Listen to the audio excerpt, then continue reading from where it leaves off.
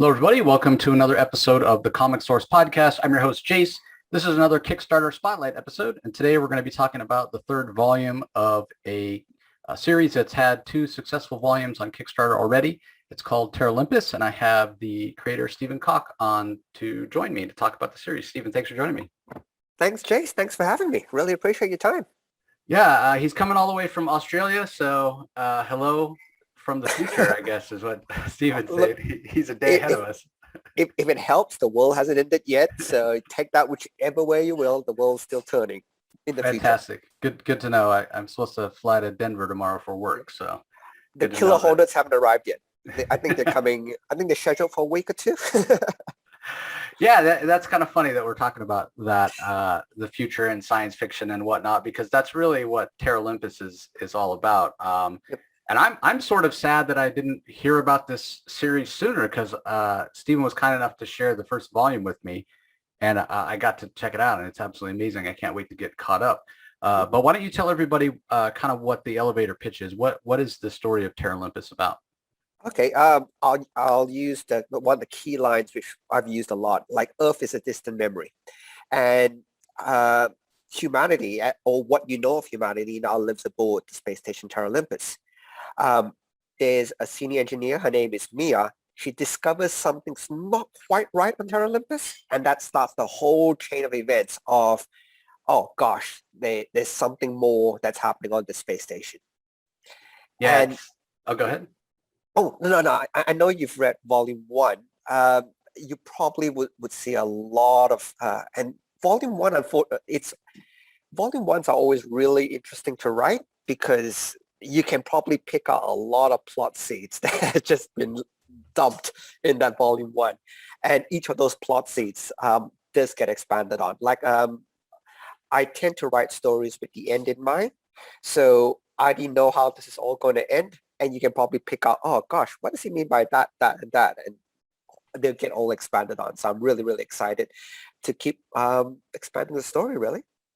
Yeah, and when we sort of talk about classic science fiction tropes, like Yep. where to start a story like this that's big and expansive, and you talk about, yeah, Earth is no more, you're on a space station, or in the case of something like Battlestar Galactica, you're on this big spaceship, Yep. you're searching for a new home. And certainly that's, there are kind of seeds of that, as you said, in Terralympus. There is an expedition sort of group on the space station that goes out. They're searching for that Goldilocks planet, right? Try to find Yep. a place so eventually the Earth can, or the humanity as a species can live somewhere other than a space station. But you start with those classic ideas, and then you've got to build on that. It matters, character, and do we care about these characters, and is the story interesting, and is it paced well, and that sort of thing. So starting from that early idea, that's a classic science fiction trope, what were some of the challenges in building out the story you wanted to tell from that foundation? Okay, so one thing I really wanted to do is if you want, this reminds me, I'll send you a copy of volume two as well, the PDF to have a read through. I'm very much into what they call hard sci-fi. So not the Star Trek type sci-fi, which everything is clean, everything is perfect, holodecks are fantastic, you got food replicators. I'm not a big fan of, look, don't get me wrong, I love Star Trek, but I'm not a big fan of that type of sci-fi. I'm actually much more oh my God, we're running this plane on, shoestring and bubble gum. Just everything's Right. holding play. And what, in terms of Terralympus, which I really wanted to put down, that hard sci-fi, it's based on something called a closed loop system, where everything has to be closed loop because there is no other external factors coming in. And a lot of the technologies which get described both in volume one, volume two, they're all real world technologies. Like, for example, artificial chlorophyll, and you'll see that in, I think, volume two.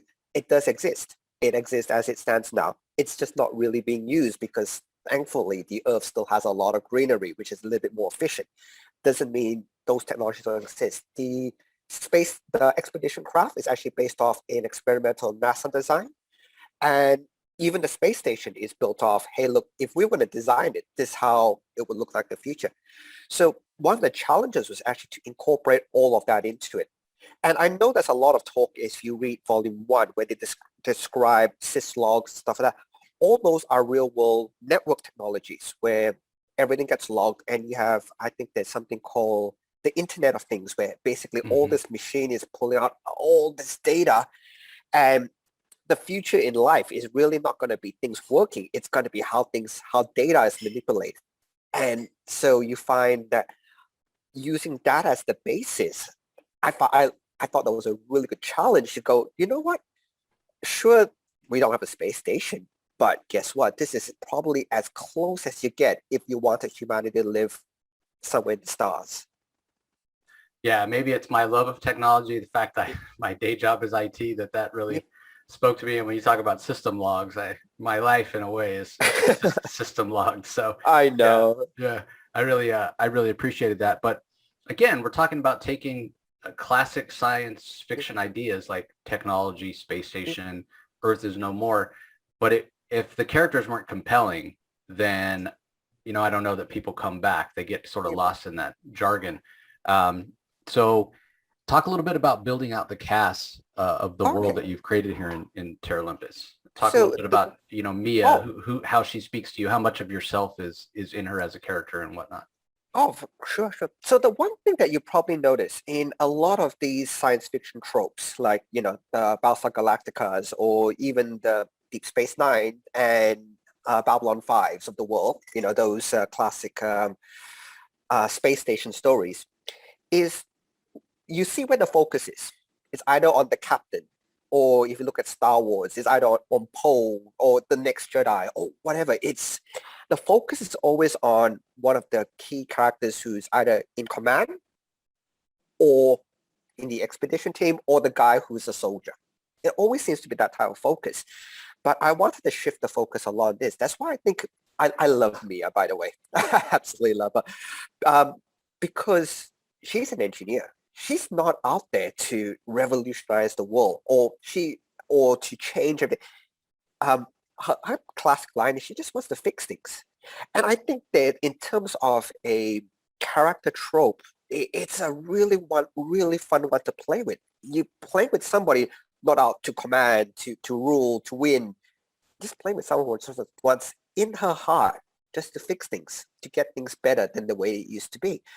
And so when she's trying to diagnose problems, and again, this is a little bit if you, especially since you work in IT, you get a lot of that, is you're not out there to revolutionize stuff. You're out there to make things run and make things work. And a lot of IT nowadays, it's not about, upgrades or whatever. It's about high availability. Concurrent systems work at the same time. It's about patching to make sure, hey, look, let's not let things slide too far down. There's even, again, very much IT term, patch Tuesdays, where every Tuesday, check your systems to make sure they're not up to date. And that's her job. And although you think, oh gosh, that doesn't seem that interesting, it's actually very fascinating. And that's a world which I think in terms of the character, people haven't touched too much on because it's a really different archetype. And so Mia in this case she's still a badass. Don't get me wrong. She's still out there. She still can fight and all the rest of it, but she's not a soldier. And her thing was really, I'm here to try to solve a problem. I'm not here to fix and how I'm just here to fix things. And I really like that part of her. Well, you see there is a lot of machinations behind the scenes. You see there's, conspiracy characters and all the rest of it who you can kind of feel their vibes of different control. But the lead character, Mia, she's not into that. She doesn't want to be the next commander. She doesn't want to. And I think a lot of people can probably relate to that. And being able to relate to a character and seeing how fun she is, because she is a really fun character. I really hope when you do read it, you go, you know what? She's fun. And I hopefully they'll see a lot in how she reacts and how she does things and see themselves a little bit in that character. How did you find Mia, by the way? I know the first volume wasn't that long, but no, it's interesting to hear how you built her because I didn't. So she's a very likable character. Like the likability scales off the charts, and I don't think I realized what it was about her. But you're right. It's the fact that, again, going back to these classic sci-fi tropes, yeah, it is somebody like a Starbuck, from Battlestar Galactica, where, she's a badass, but she's also kind of sullen and she's moody and she's always brooding, and Yep. she's just not a happy kind of person, and that's fine for that. What works for that character. But the fact that you can tell that, yeah, Mia, she's not out to like save the world. She's not out to try to take over, be the leader. She's not like this super ambitious person. She's happy in what she does. She just wants to fix things and keep everything running and do her part, and just kind of live life and be happy. And you gotta automatically sort of like somebody like that. That's not, they don't have some sinister plan, or, they're not looking to inspire. They're just looking to do their part, and if everybody was looking to do their part, then things work, a lot better. When, you look out the window and the world seems to be falling apart, well, maybe not enough of us are just looking to do our own individual part. And then it falls on others to do maybe too much because others are doing nothing. So, but that's not to say that it doesn't appear that Mia won't rise to the occasion if the challenge, presents itself, because, as again, somebody in IT, yeah, your overriding desires to make it work. I got to fix it. There's a problem. I got to fix it so that it's there for the people that need to use it. And I have a feeling that that's sort of Mia's journey. So I feel yeah. a bit bad though, because I do put her through the ringer. She does. I don't make her life easy. I apologize to her for that. Look, I'm really sorry. It makes for a better story. But the other thing which I really do I love is it's not a quick identification, and I am very against the tropes of um, what they call the big bad tropes, where somebody is just inherently evil and whatever. When you do get through the story a little bit more, the antagonist and all the things that start popping out, is you kind of find that I want it all to be relatable. I want it that you go, you know what? Maybe Thanos was right. Yeah. You want that type of connection to the villain where you just keep thinking, you know what? Maybe they aren't like, for example, in volume one, especially, Mia's commanding officer, Stefan, he's the one who's probably seen more as the villain. But you kind of don't know his motivations quite yet. And you kind of don't know why he does what he does. And hopefully they'll come out. But you can kind of see he's also probably not a bad person as well, but you don't know what's driving him. And I think to make any character interesting is to put that driver, or that what pushes them forward, into the reader's imagination. And when you find as the story progresses, and that's why I'm really fortunate for all the people who have given Terralympus a go, because guess what? I can honestly say that the story gets more action-packed and the story gets better as each of the reviews come. And as much as volume one is the introduction, the really cool, the payoffs do come down later in the track. Yeah, and I think it speaks to building, tension and whatnot, that there are questions in volume one that aren't, necessarily answered, because you want the reader to come back and be engaged, and okay, let's find out what the motivations are. Who really is the, as you put it, the big bad, and what are their reasons? And yeah, I totally agree that when you have somebody who's, supposedly the bad guy, but their motivations are more in that gray area, like from a certain perspective, you can see, okay, maybe they have a point, like you were talking about Thanos, using up all the resources in the universe because it's overpopulated. You can kind of see their point of view, and it makes for a much more interesting villain, as opposed to somebody who's just doing a bad thing just for the sake of doing a bad thing. I always call those people, like, they're like the mustache twirling villains, Yes. where, like Dr. Evil from Austin Powers. He doesn't have any reason to do bad stuff other than that's just, the way he is. That's not interesting. Not in the long run. Yep. No, 100% agree with you. And no, that's why I really enjoyed the story, because look, although Earth is a distant memory, again, using the tagline, um, I just want to show the readers, you'll find out what happened to Earth. You'll find out all the plot points, and it's actually designed for about, and it might extend beyond this, but at a rough count right now, it's outlined for about 6 to 7 volumes.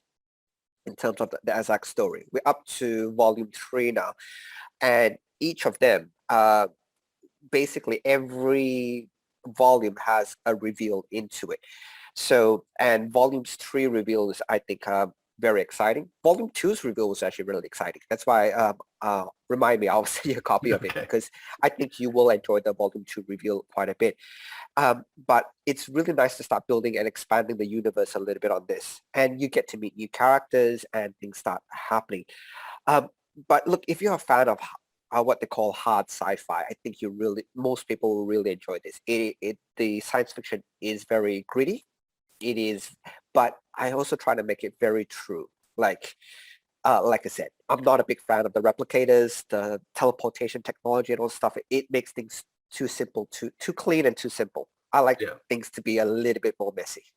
Yeah, and there for any listeners who also like myself missed out on volume 1 and volume 2, there are tiers in the campaign for volume 3 where you can get copies of volume 1 and volume 2, and we'll talk about the rewards here in a second. But Sure. before we get there, Stephen, I want you to give us a little insight into your collaborators. How did they come on the project, and how have you found working with the rest of the creative team? Oh, look, it's been brilliant. I really can't talk highly enough of them. Um, Look, I've done life drawing a long, long time ago, but like everything in life, and I'll say this, it's hard work. You want to Mhm. be a good illustrator, you put the effort in, you put the time in, you study your anatomy, study your buildings, put the effort in. But the other point would be is you do what makes you happy as much as you find your joy. If to use a really big cliche, find your joy. My joy is writing. My joy is making characters. My joy is all that. So when you're doing a comic, especially, you need different people to work with. So the artist for this one, Von Randall, this is actually his first graphic novel. So this one is his first big job. So I'm actually very, very happy to say I gave him a go. I'm Mhm. very, very happy to say this. Um, there's another co-creator, his name is Sean. He actually had the original seed of the idea for Terralympus, but we basically, as we collaborate through, it's been changed, it's been warped, and I think for much for the better. So mainly because this is a Greyscale comic, there's actually a lot lower collaboration count. It's basically just artists and things. Volume 3, I'm also a professional letterer, so from volume 3 onwards, I'm lettering. I took up all the lettering duties. But working with Vaughn, if you ever make a comic, the most fun thing is to get those layouts every morning. Yeah. They come in and you just go, oh gosh, or you change this angle a bit or whatever. And that process, it is so much fun. And look, Vaughn, Vaughn the artist has been an absolute pleasure to work with. And uh, look, he's been on 3 volumes now. So depending on his schedule, depending on timing, I'm really hoping to have him back for the 4th. But let's just see what happens, because look, his work is fantastic. Yeah, and just looking at some of the pages for volume 3 that are up on the campaign page, and having just read volume 1, I can see he has improved. Like his art has, his line work, his storytelling. Not that it was bad. I thought the art was spectacular in the first volume, but in volume 3, in the preview pages that are on the campaign page, like wow, he's tightened up his line work, and he's using more interesting angles, and yeah, he's definitely grown as an artist from volume 1 to volume 3. And so that's always great to see, to know they always want to do their absolute best for the project. Oh, Have you definitely. noticed that as well, that his art has been improving? Oh, definitely. And I've not just on this project, but I tend to I also work on a steampunk fantasy graphic novel called Wordsmith. And what I tend to find is not just with Vaughn, but with other artists, if you form a good collaboration and you keep that collaboration going, they will improve. Like same with anything. Like I think my story writing and my lettering, for example, the 2 things I do professionally, has improved over time. And everything is about time and effort. And these guys have, especially Bond, he's knocked it out of the park. So I'm really, really happy to see um, people improve, because that's the name of the game, really. Yeah, so like we said, you've had 2 successful campaigns so far for volume 1 and volume 2. Do you see a lot of people coming back that picked up volume 1 and volume 2 that are, hey, I got to get more of the story? Like, does it feel like you've built a sense of community around Terralympus already? I do, and and look, I have to thank on supporters. Like, you guys are the real heroes that let me tell my story, and look, I'm always eternally thankful for all of that. One thing, and it's a little bit of a crowdfunding thing. It's a question I tend to pose to other, project creators as well. Would you rather have more backers or higher funding? And in my headspace, it's more backers day in, day out. Mm-hmm. I rather I have less money and more backers than anywhere around. Mainly because it shows growth. And seeing that Terralympus grow from volume to volume, it just makes me happy.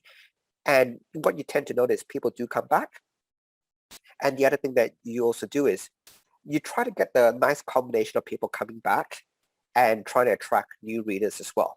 Right. And I'm sorry, I'm going to jump to the one quick mention, the rewards. The digital, to make it fair to new readers jumping on, the digital copies of 1, 2, and 3 are basically available on every single reward tier, bar 1, which is basically just a PDF of volume 3 for people who have come on the journey with me. Mm-hmm. But the people who are coming in, there's digital copies of all 3 issues at every single reward tier except for 1. So basically, if you want to jump in, you can jump in and catch up really, really quickly. Also, as add-ons, if you want physical copies of 1 and 2, if some people like to hold their books physically, it's still available as well. And the other thing would be is like Terralympus is currently now, I think, in about going on to about 300 public libraries. This is in Australia, cool. New Zealand, and all over the world. So my favorite tier is still always going to be the drawn-in tier, because guess what? If you get drawn in, then you will be seen by a lot of people. So but yeah, the main thing would be is you can jump in at any point. That's the thing. You won't miss out on by supporting the campaign, and you're new to the campaign. You won't miss out on early things, and it's a nice build to get older readers to come back, and I love them offer it, as well as getting new readers to jump on board. Yeah, and this is a case, guys, where the campaign's already fully funded for volume 3. So if you do join, it's not a situation where, well, I might get it, I might not, because it might not get funded. Stephen's already hit the goal for volume 3. So like he said, if you jump in and support any of the tiers and you have not read any of Terralympus, you're going to get, like you said, volume 1, 2, and 3, and be able to get caught up. Do you want to tell us, Stephen, about some of the other tiers? You mentioned the ability to be drawn in, but you also have some prints and some other things available, right? Is it okay? I'll just send you, give me a sec. See if I can do this.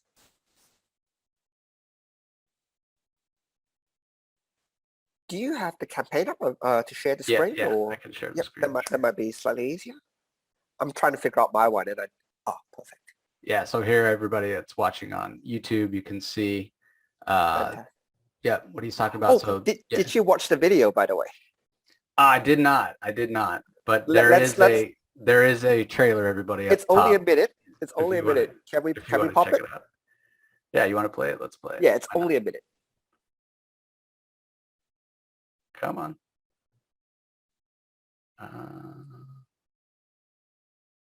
Not sure why it's not going. Hold on, let me do this real fast. Huh. Earth is a... Okay, there it goes. Now let me share again. I'll clean this up in post.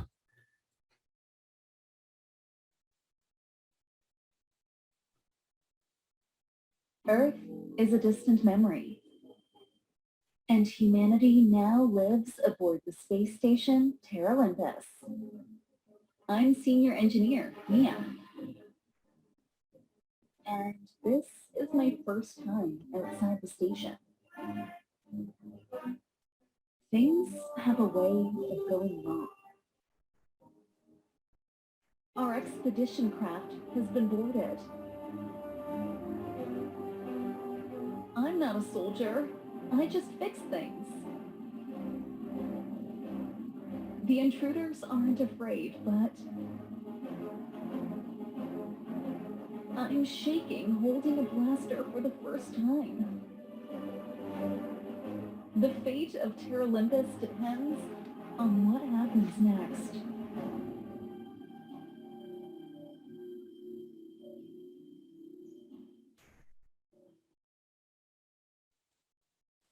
Yeah, doesn't that make you want to read it? Definitely. Definitely should Well, want to check it out for sure. you can see I encapsulate a lot of a character into it. Like it's, oh, so if you scroll down the main page, rather than look at the reward section, there's actually the reward, if you scroll down, so look, there's two covers. That's the cover by Vaughn, and that's a cover by an artist called Sebastian Navas. Yeah, the volume 3 variant here. Yep. So this is just a quick summary of all the stuff that's available. Number one, they're available in Australian dollar reduce, which is cheaper than US dollars. Yeah. So basically you get 30% off. So all the books are perfect bound, so they have a spine. And I don't know if you know much about paper stock, but the interiors are 150 GSM. Normal copy paper is 80 GSM, so this is almost double the thickness. And it's a cardstock 250 GSM cover. So they're built to last, because I do love to see these books in libraries and stuff like that. And libraries have a set, hey, look, these are the minimum requirements. And I basically just exceed it every single time. Gotcha. So you can kind of see the first couple of tiers is digital tiers. The cool thing about it as well is you don't just get the Terralympus if you back. What I also do a lot is I throw in a lot of reading. By the end of it, your digital reward pack will feature close to gut feel about 400-500 pages of reading. Wow. Excluding Terralympus. So I've already started to announce other projects. I'm putting on PDFs that you will get as part of the project, but there's got to be more. And before the end of it, you'll get quite a lot of reading to get through. The actual print copy you can get. There's the print copy and the A5 print. There's the variant cover. And I always, my little, sorry, my little sales pitch always comes in. If you can't decide between which cover you like, just get both. make it easy. Make it easy for me. Just get both of them. The other one is some original sketches. These are about A5 size, so it's about half an A4, which is half a letter page size. If again for US thing, these are actually watercolored.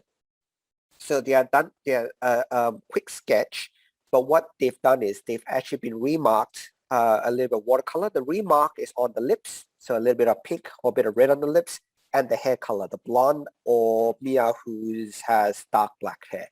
So you've got those two that you can think. I've got quite a lot and to choose from. So, but it's a really, really cool reward. There's the drawing tiers, as you can see. And as well as there's two very, very detailed pieces of artwork. One of Stefan, who's Mia's commanding officer, and one of Mia herself.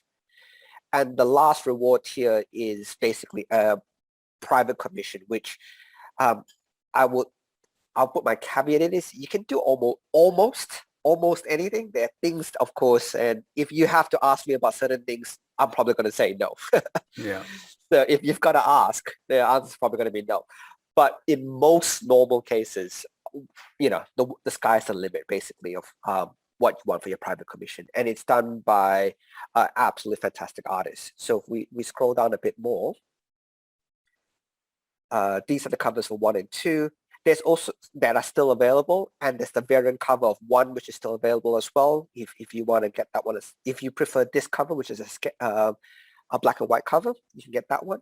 If you scroll down, so you get in from the pack, you get the digitals, but you can kind of see you've already got 1, 2, 3, 4, 5, 6 additional PDFs that's given, and more to be announced. So as the campaign keeps going on, you just get this huge block of, oh my God, I've personally reached a point in my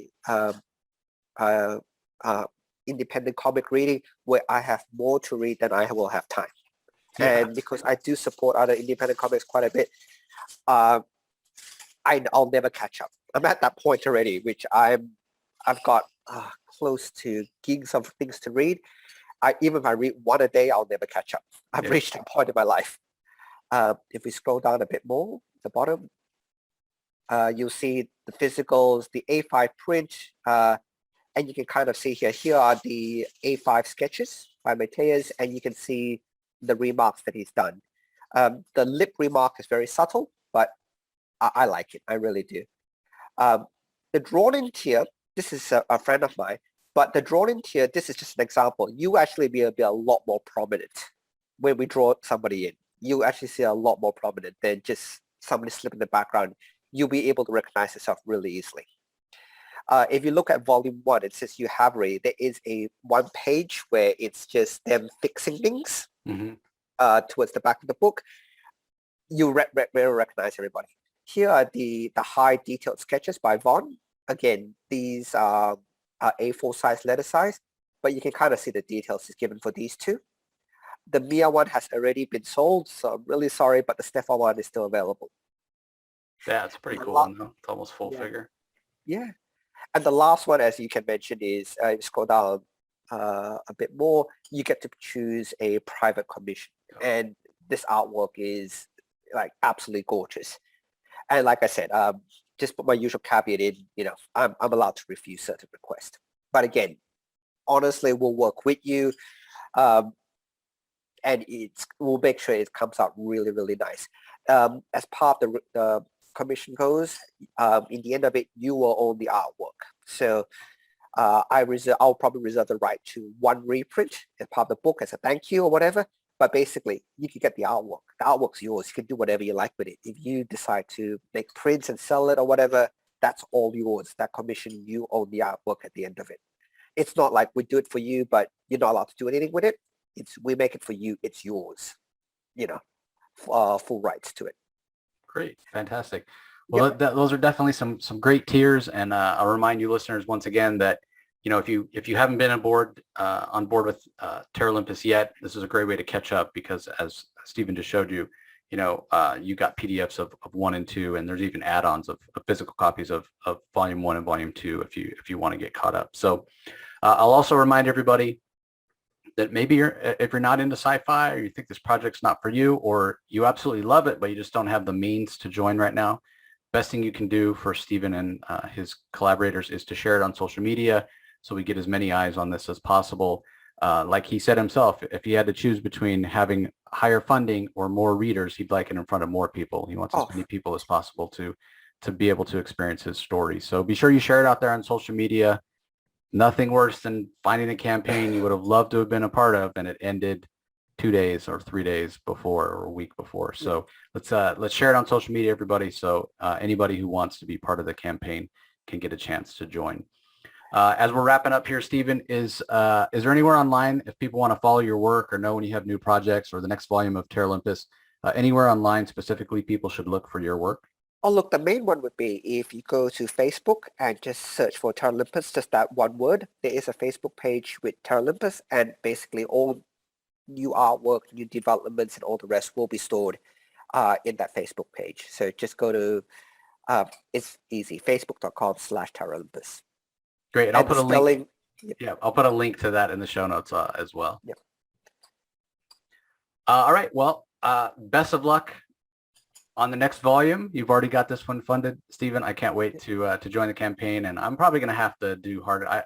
I'm one of the. So it's funny. I read digitally, but I like to have the physical copies, know that they're there. So I'll probably have to add on the physical copies for 1 and 2, even though you're going to send me the PDF for 2, just so I can have the physical copies in my hands. So anyway, like I said, best of luck. Thanks for coming on the show and talking to us about Terralympus. Everybody, highly encourage you to go and check it out. It's a very fun story. If you're into things like Battlestar Galactica, The Expanse, like Stephen was saying, that hard sci-fi, this should be right up your alley. So we want to thank our listeners for joining us as always. And thanks to Stephen for joining us and telling us all about Terralympus. And we'll talk to you guys next time. Thanks for your time. Really appreciate it. Thanks.